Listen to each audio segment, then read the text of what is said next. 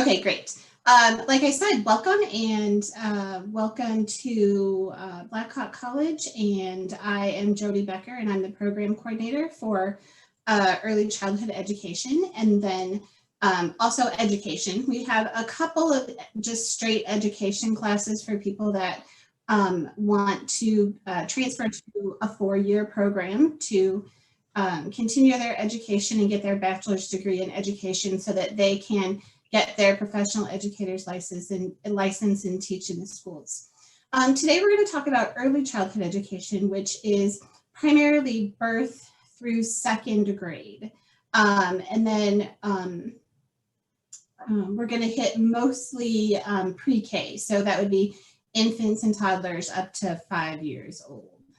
So I'm going to start with this little game called Two Truths and a Lie. And we have what we have here is 3 statements, and you need to decide if these are true, which one is the false one.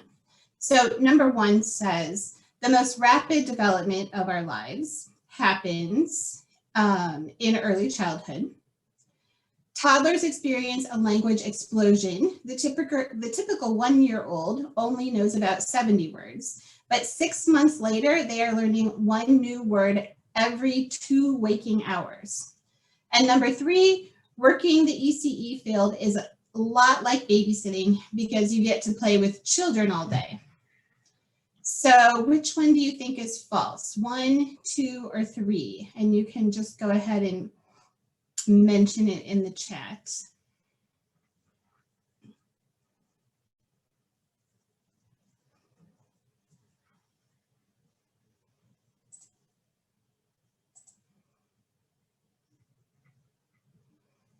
Yep, you're right. It's 3. These 2 are true. The most rapid development of our lives happens in early childhood. Toddlers do experience that language explosion. And although you do get to work with children all day and you do spend some time playing with them, there's a lot more to being an early childhood educator than just the caregiving part of the job. So what I'm going to do is I'm going to show you a video, and it's pretty much the day in the life of an early childhood educator working at a child care center. That's going to give you an idea of what it looks like on a daily basis.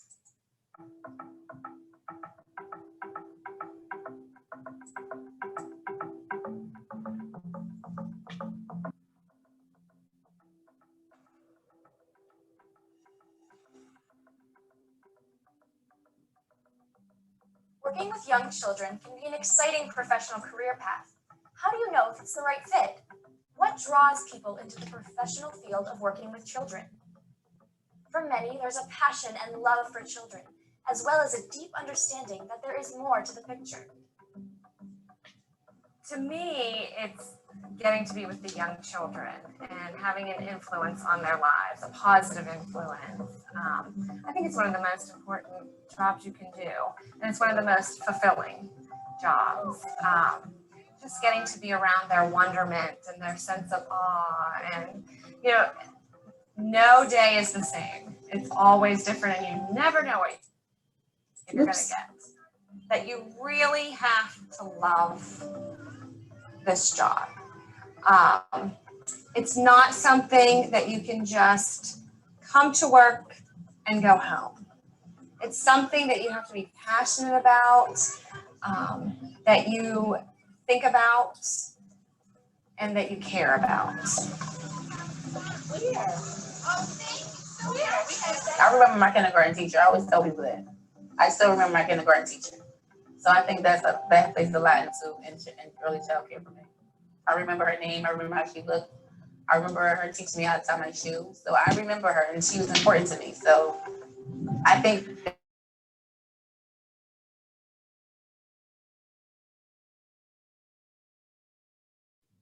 Oh, we lost the sound there for a second, or is it just me?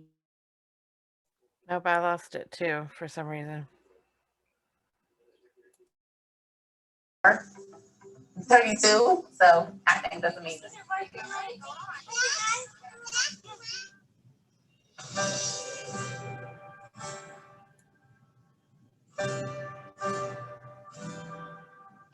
thinking about a career in early care and education, there are some important things to think about, such as what are some of the qualities and expectations that early childhood programs and centers look for in their staff? Some of the most important qualities, I think, in early childhood educator, first of all, would be a love of children, but also a love for educating children. Lots of people love children, but they also need to care for them the proper way, have good ideas, get on their level, all those sorts of things. First of all, I always look to see that they have the educational background and knowledge of child development.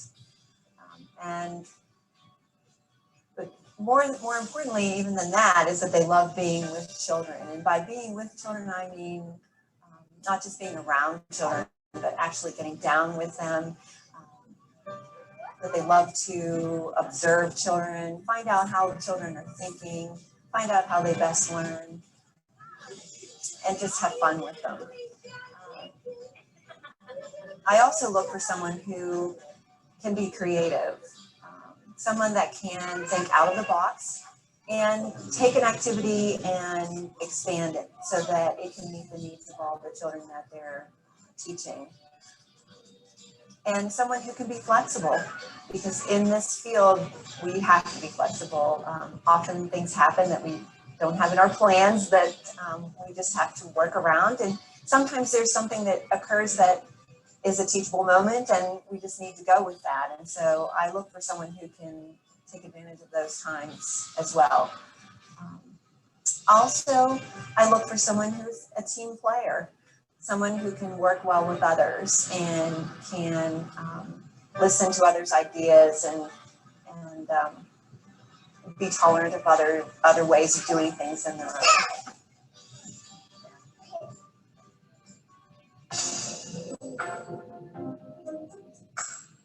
My dad says some of them come with candy, but he would rather have pancakes with me. But that's not what makes him. Professional development is an important aspect in becoming an informed and prepared early childhood professional. The field of early education needs strong professionals who are willing to expand their knowledge and who are willing to explore the many options for supporting children's development and learning. Oh, that's so important. Professional dress, professional demeanor, being a professional, showing up for work on time, putting in your days. That's essential. Professional in being trained appropriately, understanding that training is essential. Professional, keeping your cool even when you're annoyed with a parent who's come in the door that morning and not in a very good mood. Very important too.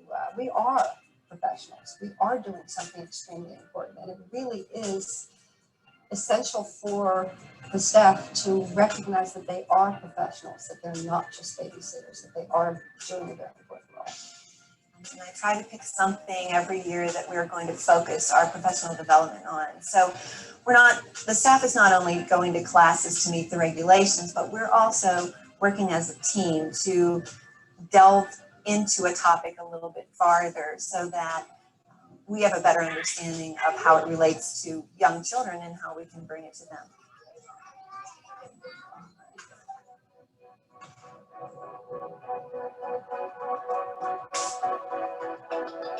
Building relationships with children, parents, and coworkers is an important part of becoming an effective early childhood professional. Fostering positive relationships supports a strong community. We expect them to get to know the children, first of all, get that comfort level, get down on the floor with them, ask them questions, and also get to know the families because you're dealing with them directly and talking with them. And then also to get to know their teaching teams and get that good relationship going with their co-teachers as well. These families are trusting us with their most precious commodity, their children. If you have a relationship with these parents, they're far more likely to trust you and know that you care about them and their children. Asking them how was their day, how was their weekend or the night before. And when you know a family, you know a lot more about the child as well, and you can respond to their needs much more appropriately.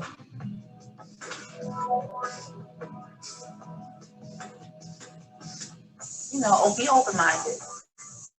Learn, try to take everything in. And sometimes in this field, it's so much that you have to learn. And when learning, sometimes you have to be corrected a lot. But people can be sensitive. So I just think that, I just be open-minded and be open to, people teaching you. You don't have to start in this field as somebody who knows everything. You have to be willing to learn. You have to understand that there are experts in the field and that you need to strive towards expertise and excellence. So, if becoming an early childhood professional is something you really want to do, take time to think and reflect. To help bring you closer to making a decision, revisit the ideas mentioned by these experienced early childhood professionals. As you can see, there's a lot of things going on in the early childhood classroom, and all of the materials that you saw, from the way the room is arranged to what the teachers choose to put in the classroom, to the actual activities that they provide, are intentionally there in the classroom to be able to support the development of the young children. We look at ages and stages, which means that we're paying attention to the age group of the children as a whole, but we're also looking at what we can expect for that age range. Like, for example, we know that babies generally start walking around one. But some babies will walk as early as 9 months, and some babies will walk as late as maybe, say, 15 months. And that age range of development is normal to have that range. And so we are also paying attention to the stages that each child is in, so that we can provide activities that are going to build on that child's skill level and help them get to the next developmental milestone. A little bit about ECE teachers, and they mentioned this in the video about skills that you have to have and knowledge. So when you start taking classes in early childhood education, we really start focusing on what we know about child development. And all of this is research-based information that we know about children's physical, social, emotional, and cognitive development. And in early childhood, we're constantly working on these 4 things. We also have to make sure that we're focused on health and safety, so that we are providing nutritious meals that are developmentally appropriate for the age. And then also safe practices, from how we make sure the room is safe from things like falls or bumping heads, make sure that there's mats for toddlers. We're using bite-sized foods that are appropriate. We have to follow very specific instructions for changing diapers to make sure that it's hygienic, et cetera, et cetera. Then there's also classes that you take about teaching and curriculum. So it's what and how we teach it, but it also involves guidance. And guidance, some people think of it as discipline, but in the field, we think of it as something that is a positive. We want to help guide children into learning to do the right things so that they can have good social development and get along with others, and be able to control emotions and learn how to deal with conflict, etc. Along with what we teach and how we teach it is also assessment. We have one class that focuses on assessment. So we don't, of course, give kids in early childhood paper and pencil tests, but we do watch their play, and we are looking for very specific skills that we have, and we keep those recorded. And then we use that data to then inform us on what we need to be providing in the classroom to help kiddos move on to the next skill level. So those are the things that we focus on. Those are kind of like the main groups we focus on when you're taking classes in early childhood education. Some other skills that are helpful as a teacher are things like being able to talk to others, and being able to use the best training and teaching strategies, and then learning new things. You are always going to be working as a team in early childhood. It doesn't matter if you're working at a child care center, if you're working at a Head Start, or if you're working at a preschool class that is in a school district. You're always going to probably have an assistant teacher. You're always going to have other teachers that you work with as a team. And so being able to do that is an important skill. As far as social goes, you are also not only teaching the children how to do things, but you are also making important decisions about what is going on in the moment in the classroom. So you might need to communicate with your co-teacher about a child who's having a particularly difficult day, or you might have to help them learn some guidance techniques. And then we also we have to be flexible. And that was one of the things I talked about in the video, because not every day is the same. It may be the same group of children, but the activities and the behaviors and how the children get along with each other are going to be different. It's really important to also be a problem solver, noticing a problem and figuring out the best way to solve it. So very typically that is something that's going on with a child. And like say, for example, they have had a change in behavior. They've had 3 days where they have been crying a lot. And that rings a bell for us. That's a red flag. And so we have to make decisions about trying to figure out what might be wrong with that child, what's changed with that child, how we can help that child so that they feel better, calm down, whatever it is that happens to be going on with the child. You could also have a situation in the classroom where all of a sudden you're having a lot of, say, biting in the toddler classroom. And so you're going to need to brainstorm to figure out, where the biting is coming from, what might be causing it. Is there a way that you can help children stop the biting? Does it happen to just be a developmental phase?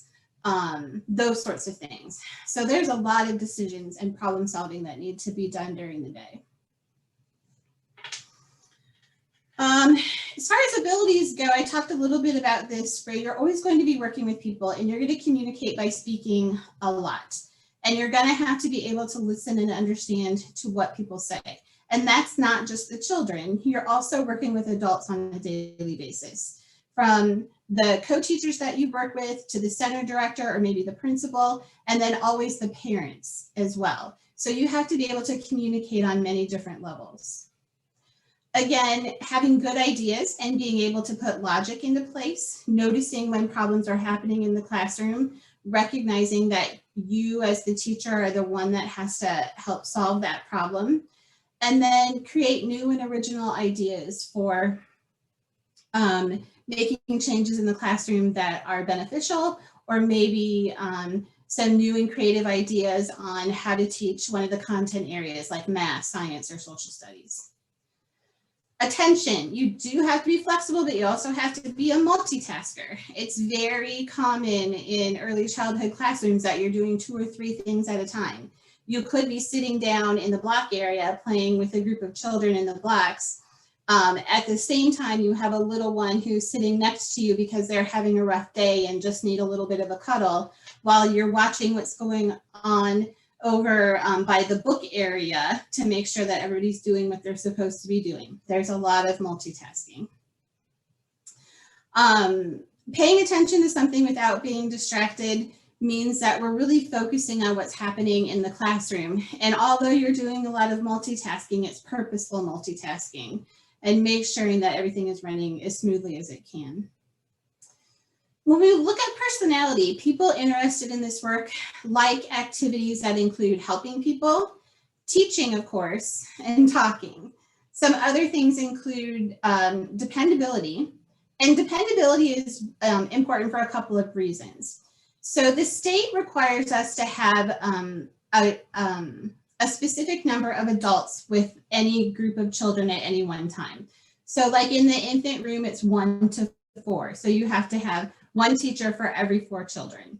And so if a coworker is late and then we have 5 children in that room, somebody's going to have to cover, or we might be off ratio, and that's against licensing.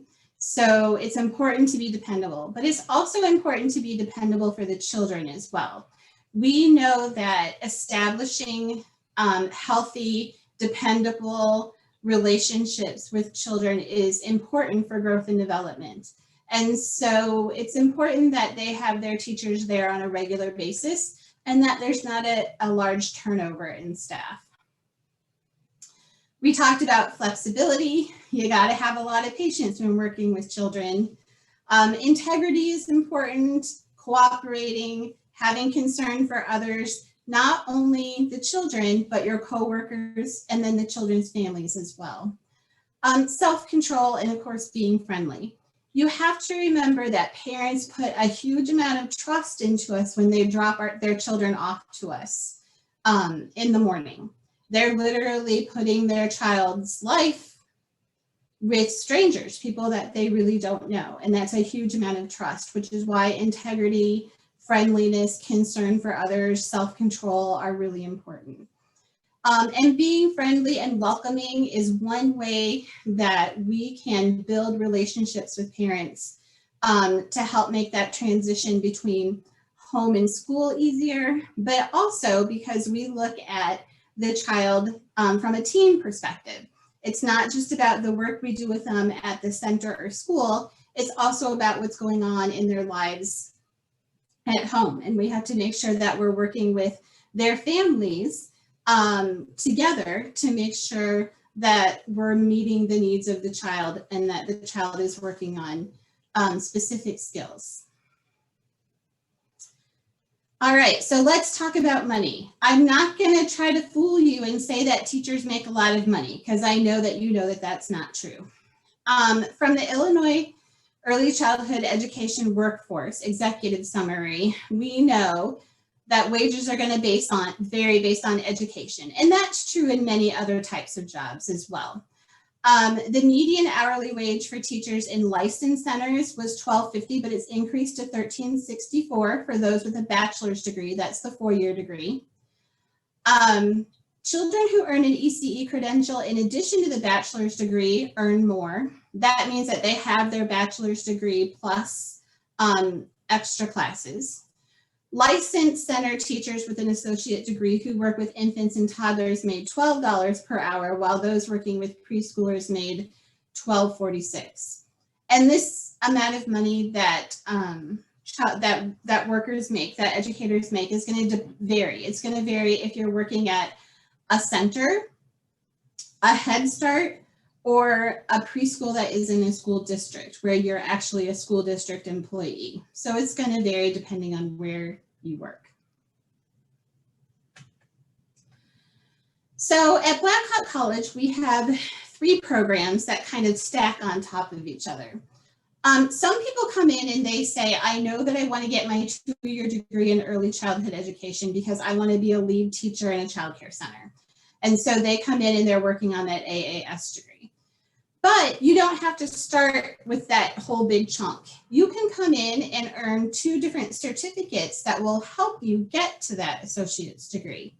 The assistant teacher certificate is 18 credit hours, so that's approximately 6 classes. No, 3 classes, no, not 6 classes. 6 classes, yeah, sorry, yeah, 6 classes. Then you get your early childhood educator certificate at 30 credit hours. And then that builds on to the AAS degree, which is a total of 60.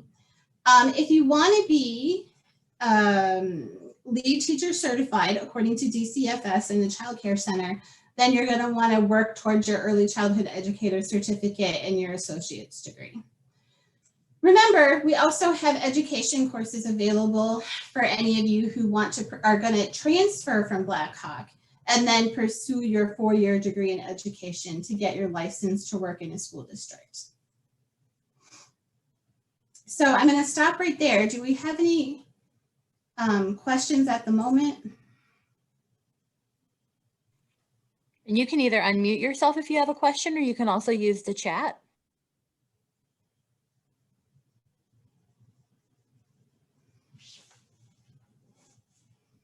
All right, hearing none, seeing none.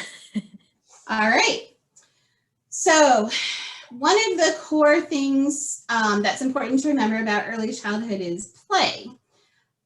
You do play with children, and children do play at your center. But the thing that we remember in early childhood is that play is really how children learn. We say play is children's work.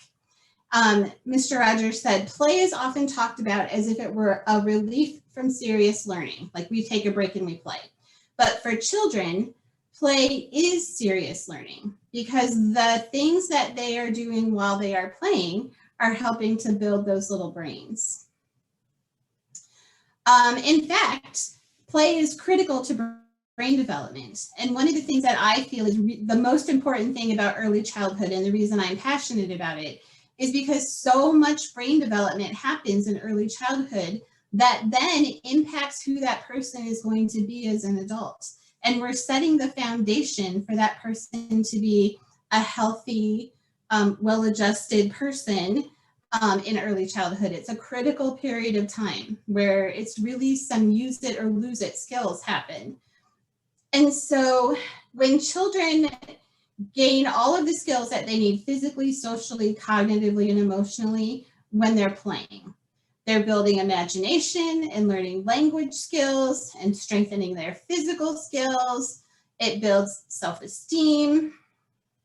They learn social skills, learn to solve problems, how to think, discover their world, and they're really getting ready to be successful in school. In fact, one of the things we focus on are kindergarten readiness skills, so that they are ready and on track when they get to kindergarten and ready to continue to move on with their education. So like I said in the beginning of the presentation, we're always focusing on physical, social, emotional, and cognitive skills. That's kind of always happening in the background. And that's really what we're focused on in the infant toddler years. When children turn 3, and for 3, 4s, and 5s, we're adding content areas to that. And content areas are things like language arts, math, science, and social studies. And so I just want to spend a little time showing you what that looks like in the early childhood classroom. So for language arts involves learning to listen, learning to speak, learning to read and participate in reading, and then writing. Now, remember that we don't expect children to necessarily be able to read before they go to kindergarten, or even be able to write very well before they go to kindergarten. What we are doing with children in early childhood are those pre-reading and pre-writing skills, which you can see here. So anytime that they are either being read a book or they may be looking at a book on their own is important. Here they are learning the letter F, and by gluing these little flowers on, they are practicing the shape of the letter F. Here they are learning what we call phonemic skills. And so we have the flowers here, and they are attaching the correct letter and matching it here on the word R. And then they're also, I'm assuming if they're doing it with a teacher, practicing what sounds those letters make. In mathematics, we actually are doing a lot of cool things. I bet you didn't know that we do geometry in early childhood or data analysis in early childhood. But when you think about shapes and learning shapes and drawing shapes, that's geometry. And when you are doing data analysis, you're looking at things like a chart, and you're counting how many of each we have in the chart, and then we're using words like, there are less yellow apples than red apples, or there are, I don't know, however many apples total. Everybody in class, or the most popular apple is red. So that would be data analysis, actually. We also work on things like patterning, like red, blue, measuring. Now we might not measure with,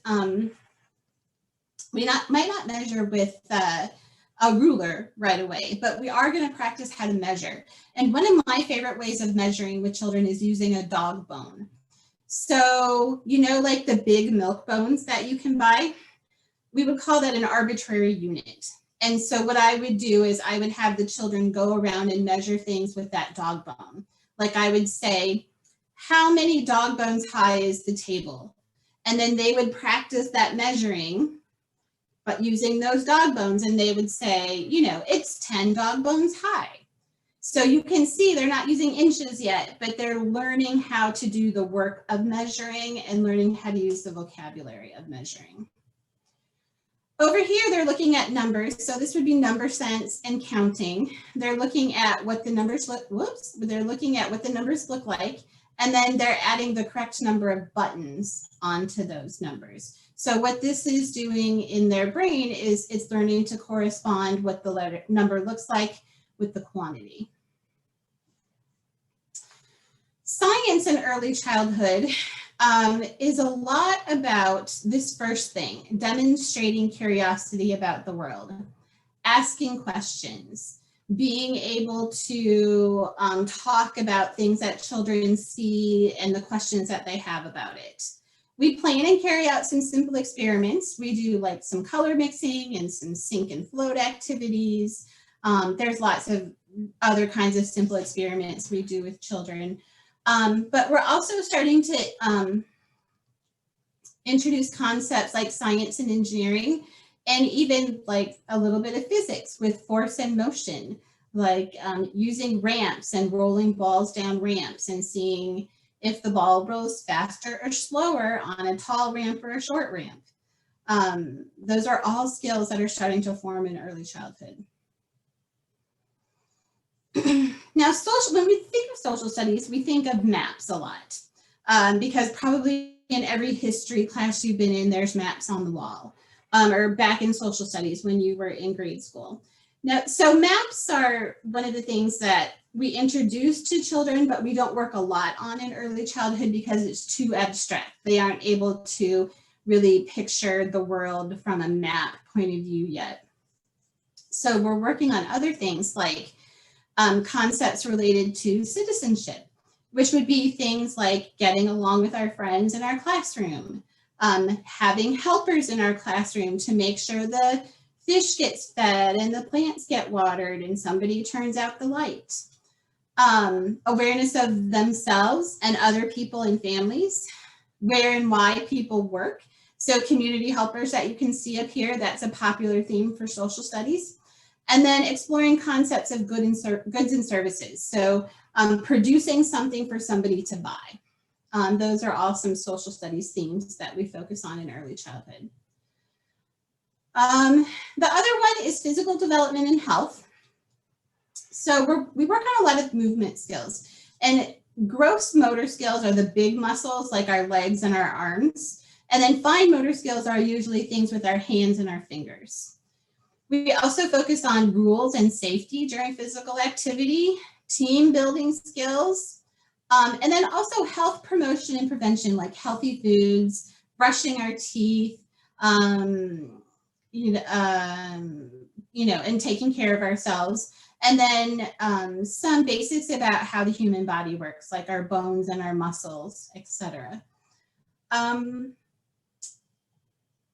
The arts is also another area that we focus on. And one of the important things to remember about the arts is this is not crafts. Crafts is all about following directions and putting something together a certain way. When we're truly working with the arts in early childhood, they are doing free art like you see the children doing here. They have the opportunity to use the materials of art like clay, paint, pencils, colored pencils, markers, chalk, and be able to make their own work, however they want to do it. But it's more than just visual arts. It's also music and drama and movement and dance. Now, some of those activities are organized, particularly in music and movement. We're doing some activities together. But there is specific curriculum on things like drama and music and visual arts for young children. So that's something that we're focusing on as well.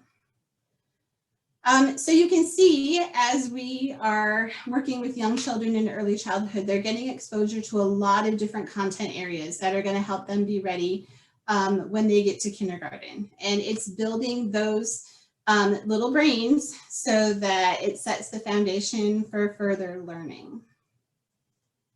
I'm open to any questions you have about the program or what it's like to be a teacher.